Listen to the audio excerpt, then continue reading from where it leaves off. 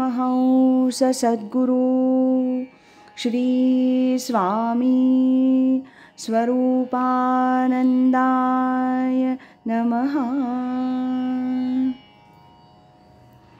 पावसचा प्रेमदीप परमपूज्य स्वामी सत्यदेवानंद सरस्वती यांनी लिहिलेल्या परमहंस सद्गुरू स्वामी स्वरूपानंद यांच्या चरित्र ग्रंथातील आज ऐकूया प्रकरण 4, राहिले अप्पा मुंबापुरी, याचा भाग 4. तीर्थरूप गुरुवर्य अप्पांचा दुसरा विशेष आवडता विषय मराठी असे, हे आपण ऐकलेलंच आहे. त्यांच्या मराठी वाङ्मयाच्या व्यासंगासंबंधी त्यांच्या परममित्र मित्रवर्यांकडूनच आपण अधिक माहिती इथं मिळवू. तत्पूर्वी हे सुहृदवर्य म्हणजे श्री तत्वज्ञ श्री विनायक गो उर्फ काकासाहेब लिमये यांचा परिचय इथंच करून देणं हे स्थलोचित आणि चरित्राच्या ओघानं सुसंगत वाटतं.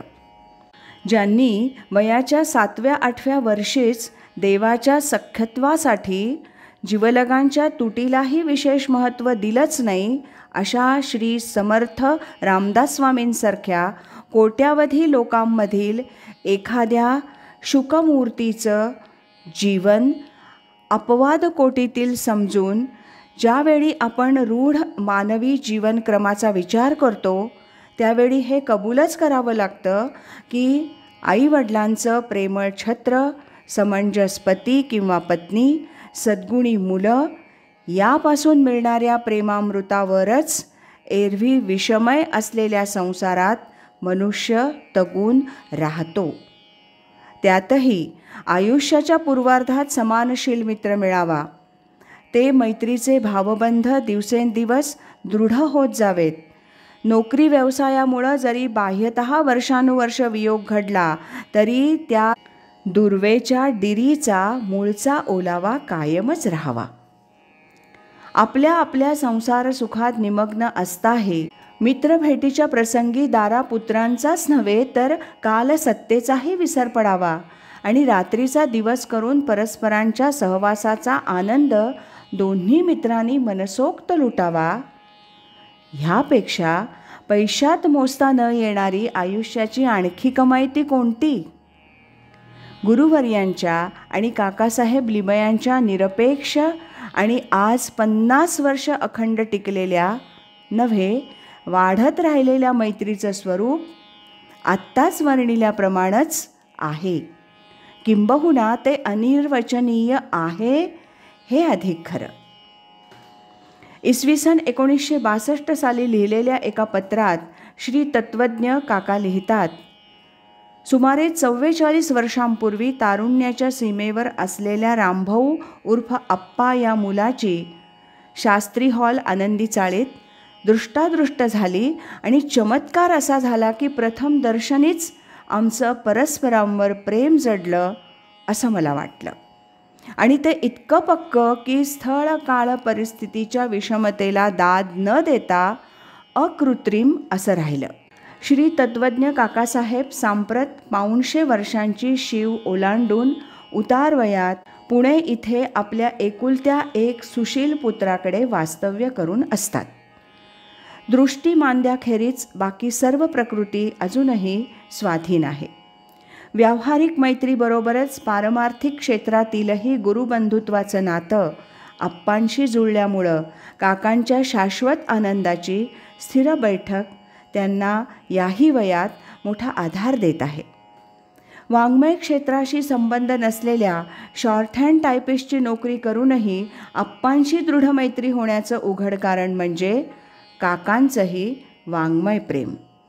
1919 ते 1922 एवढ्या अवघ्या 3 वर्षांच्या काळात अप्पांचं मराठी भाषेचं आणि मराठी सारस्वताचं भक्तिप्रेम कसं दिसून आलं याबद्दल एका आत्मनिवेदनात काकासाहेब लिहितात, रामभाऊंना लेखन वाचनाची दांडगी हौस होती.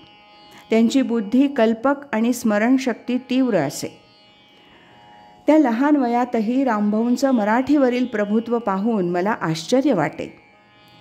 त्यांचं व्याकरणाचं ज्ञान इतकं उत्तम की मला मुद्दाम खटपट करूनही रामभाऊंच्या लिखाणात ऱ्हस्व दीर्घ अनुस्वार अगर इतर व्याकरणाच्या चुका आढळत नसत. त्यांचं हस्ताक्षर सहज सुंदर असे. घरातील धार्मिक वळणामुळं ते पोथ्या पुस्तकही वाचताना आढळत.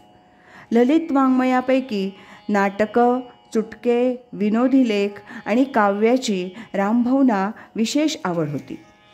त्या काळात लोकप्रिय असलेल्या खाडिलकर, कोल्हटकर, वरेरकर यांच्या नाटकांचा त्यांनी बारकाईनं अभ्यास केला होता.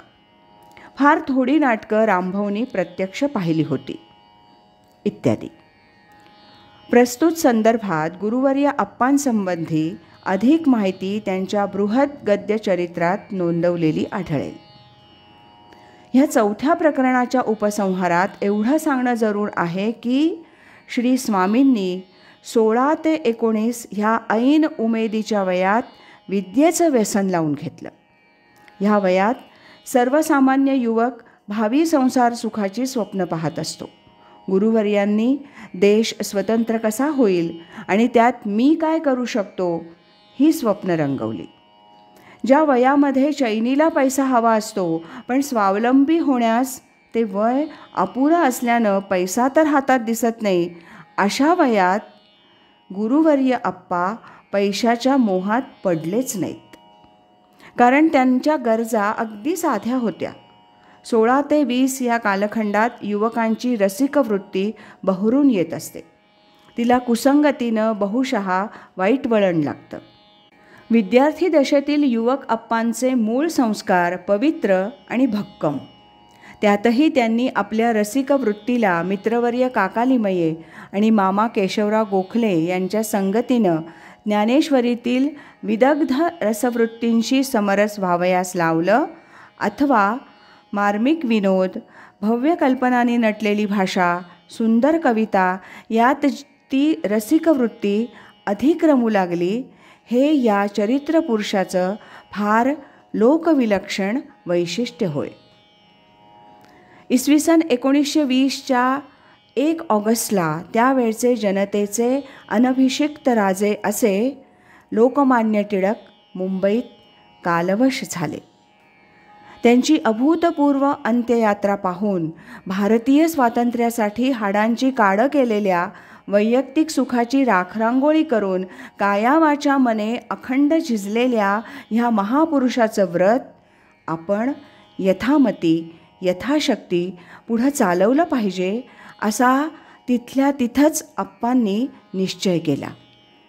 टिळकांच्या निधनानं प्रत्येक मुंबईकर मनुष्य हळहळला हे खरंच, पण त्या दिवशी चौपाटीवरून परतलेल्या विचारमग्न अप्पांच्या मुद्रेकडे पाहून निव्वळ शोकापेक्षाही अधिक खोल असा ठसा अप्पांच्या मनावर उमटलेला आहे आणि तो आता काहीतरी विलक्षण असं दिव्य करण्याच्या विचारात असावा हे ओळखून विशेषतः बंधू गणपतराव आणि सुहृदवर्य काका लिमये सचिंत झाले.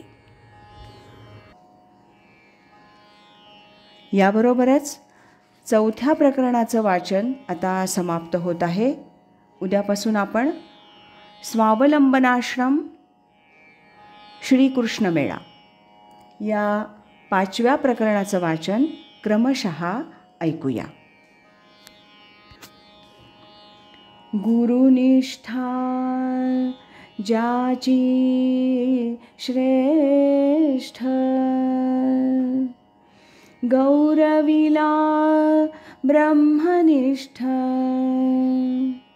ऐसा स्वामी माझा गुरु,